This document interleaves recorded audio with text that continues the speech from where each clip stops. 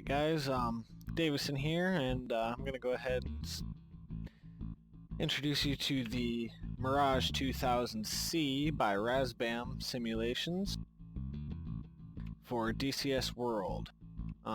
It's currently available for versions 1.5 and 2. It is in the beta state right now.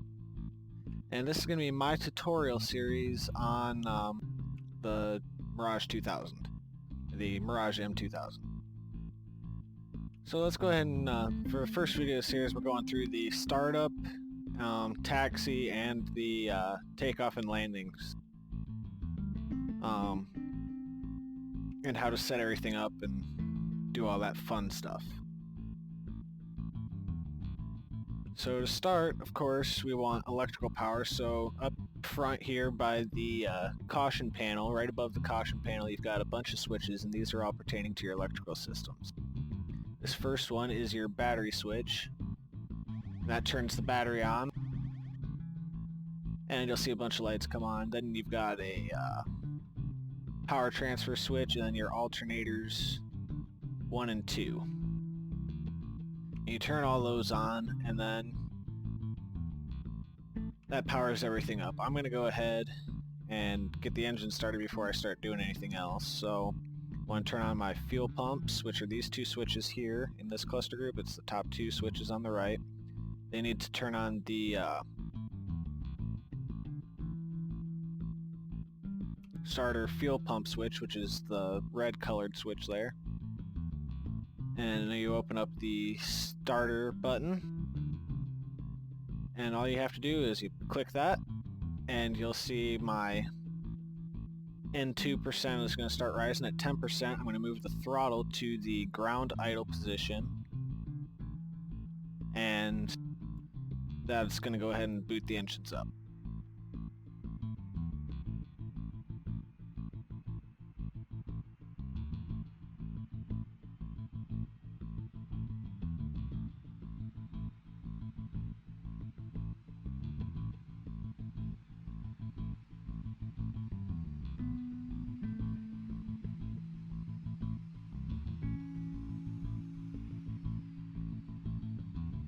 Alright, so the engines are all powered up and ready to go. You can turn off the start primer switch, or the starter fuel pump switch.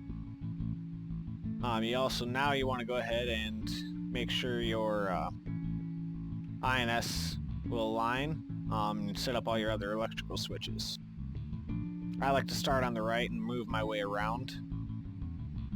So I turn on the INS.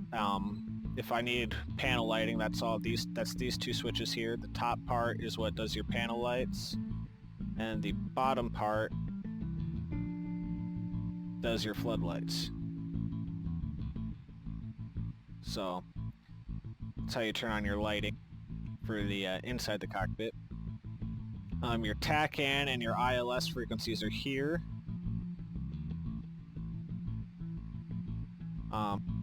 I am at Cobaleti, so I'm on 111.5 for ILS, and it's important that you have these set up if you want your instrument landing stuff to work, and you want the heads-up virtual runway and your glide slope stuff. I'm not going to worry about the TACAN. I don't really need it right now. You also want to make sure that the ILS is on M. And up here, this panel right here is for all your navigation stuff. This cycles through the different waypoints, is what this button does. This lets you manually enter the info on the keypad. So it's similar to the CDU on the A10. Now there's no numbers up there because I haven't switched it to nav yet. Now it's on nav, it'll show a bunch. When I click the switch, the numbers will sit there and change on the top row. And that basically shows you your latitude, longitude coordinates, that kind of stuff. I set it here, and that, as far as I'm aware, that's basically a timer from when you're in the air to when you'll reach your next waypoint. I'm not 100% sure on the different modes. One thing I do know is to get the landing to work properly, it has to be set in the mission as your landing waypoint. Otherwise you won't get the virtual runway. Go ahead and close my cockpit here. Now these switches here are what turn on your RWR and your electronic warfare, or your jamming, your ECM, your electronic countermeasures. Now currently those are semi-operable. Razbam has a better description on what all is operational and everything on the forums. Anyway, so from there you just kind of go up, check your fuel gauges, which is right here, your engine temps, and your basically your RPMs there. It's your N2%, but this right here is your heading indicator, your RWR, your accelerometer here, the manual one. You'll get an electronic one up on your HUD. So I'm going to go ahead and turn on the HUD. The HUD position has two positions. If you just use the center one, you're fine. I believe the front one is for emergencies, that kind of stuff. I'm not 100% on that either at the time being. Moving this switch to M turns on the radar altimeter. And then over here, obviously, you've got your ADI, your backup ADI, angle of attack indicator. There, your climb rate indicator, your altimeter, and your basically the speedometer. Yeah. But yeah, your climb rate indicator, or a vertical velocity indicator, is right there. This is the weapons control panel as well as your navigation mode control panel. The only one I've ever really used on the top row is approach, which is what it needs to be in whenever you're landing. The bottom row is your stores. RP is a drop tank. 530 is the radar guided missiles, and then the MAG is your Magic 2s, which are your IR missiles. And this far left switch is guns only, is your guns only switch. And this whole bottom row won't really have any function unless you have your master arm switch up. But for now we leave that down because we're on the ground. Now over here, we've got a couple other switches. Oh, first, this here is your fly-by-wire spin switch. If you turn that off, your side-to-side, your roll rate will dramatically increase. I don't recommend it with stores on the wings. It's only supposed to be used if you're in a spin to allow for easier recovery.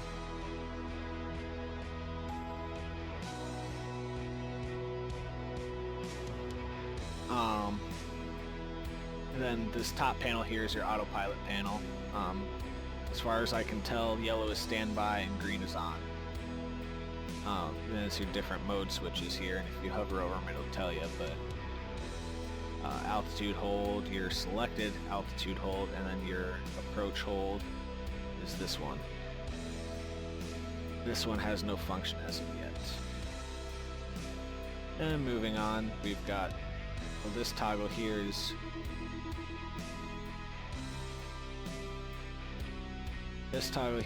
your selective jettison. You select that and then push any one of these stores and you can jettison them using the fire key.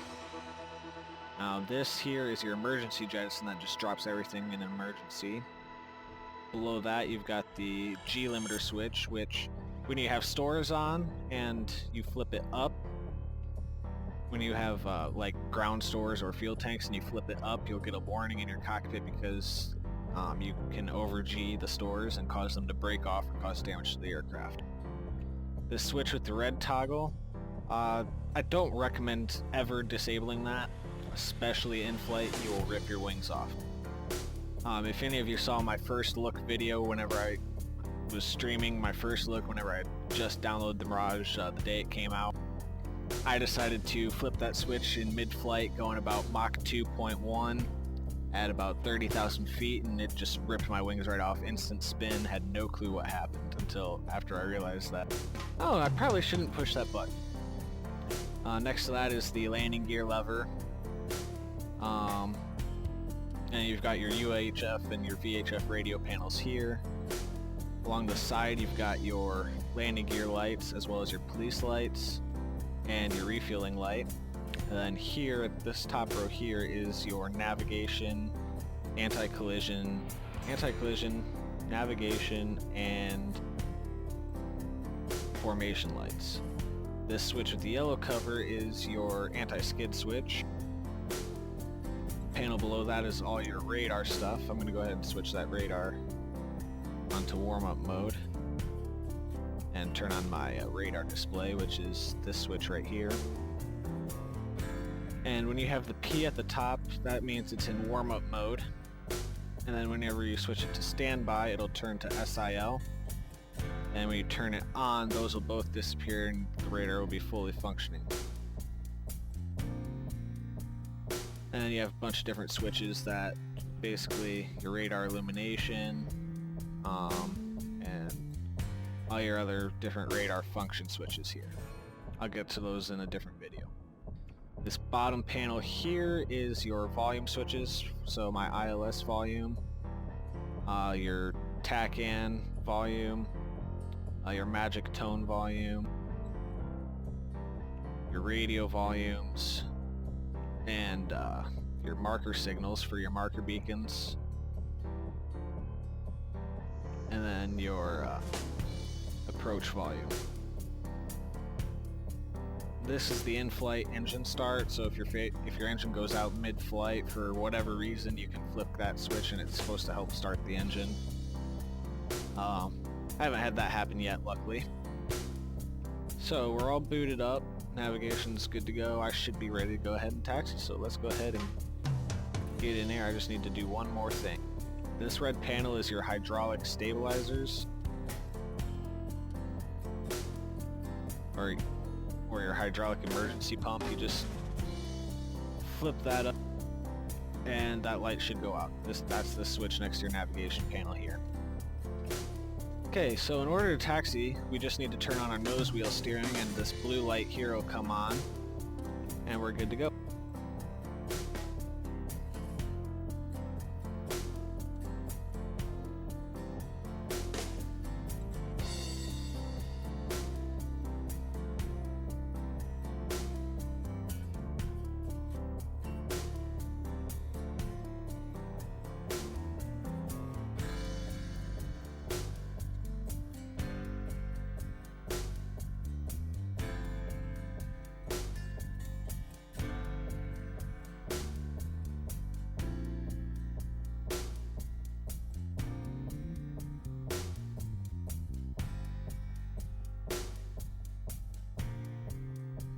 Anyway, so I'm going to go ahead and get on the runway and get this show on the road.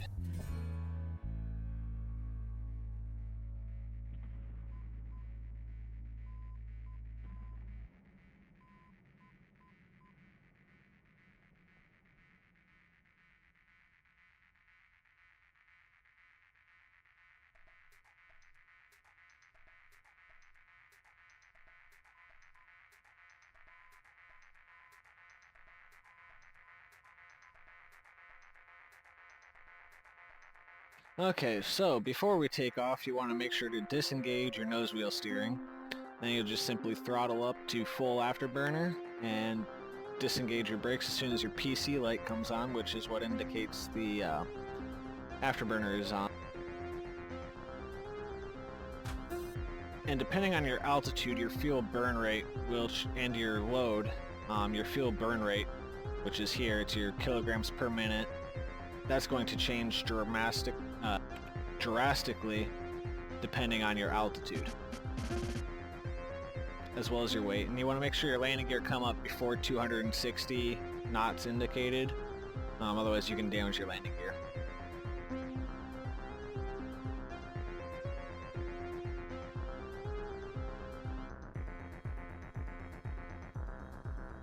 And basically that's it for takeoff. I mean, alright, so as you can tell, I'm all lined up for landing. I've got it on active pause right now. You'll also notice I do not have the artificial runway. I just have the little waypoint crosshair. as well as the waypoint triangle on my heading indicator on my HUD. The reason I do not have the little landing runway, the artificial runway, is because number one, I have to make sure I'm in approach mode on the HUD, and then I have to lower my landing gear before that artificial runway will actually appear. I'm going to go ahead and take her out of active pause and put her down on the ground.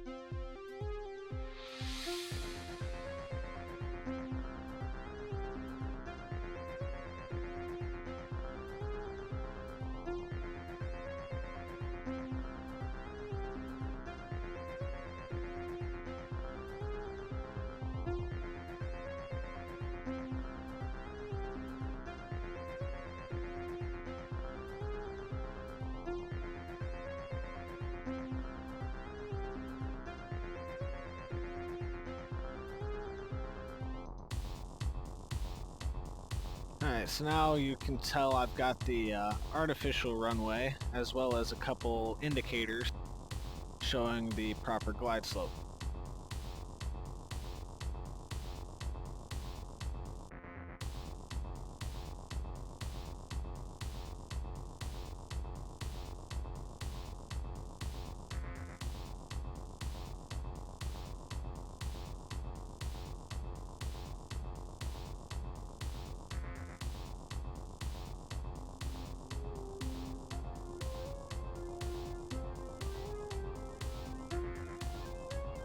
Now that's the marker beacon for the outer marker.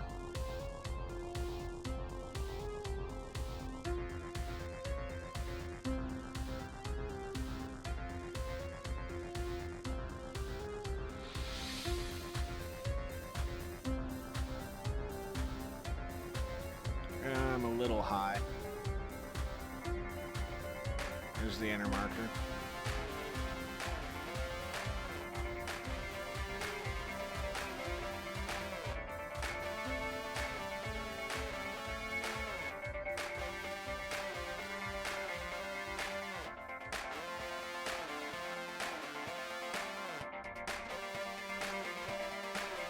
Slight bounce, but not bad. I keep the front wheel up to create drag, and then I start my wheel brakes. Otherwise, I will roll off the end of the runway, which I did the first 3 times I landed before I figured out how to properly brake, as well as keep the nose elevated at the same time. And once I'm below 50, whoops.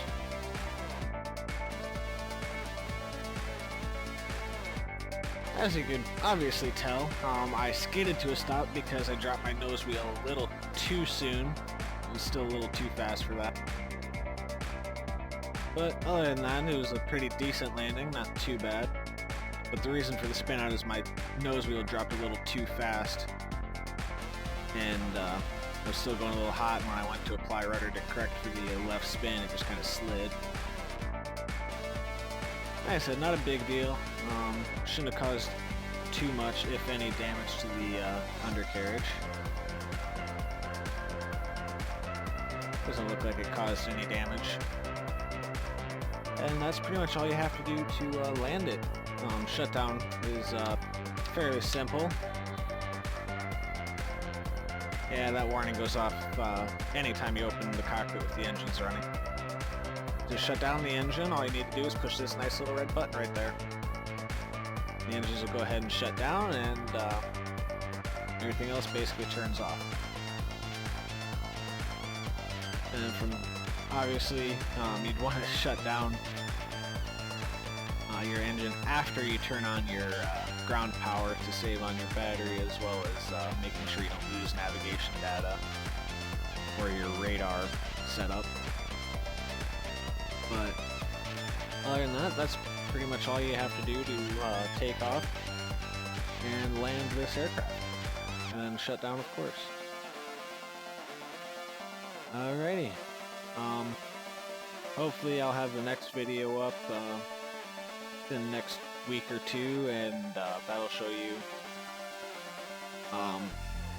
air-to-air missiles to start. It'll show you how to use the radar and how to engage targets with the air-to-air missiles.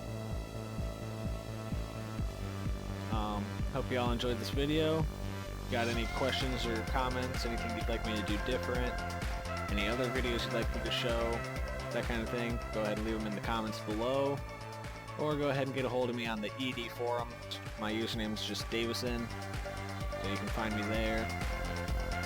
Thanks for watching.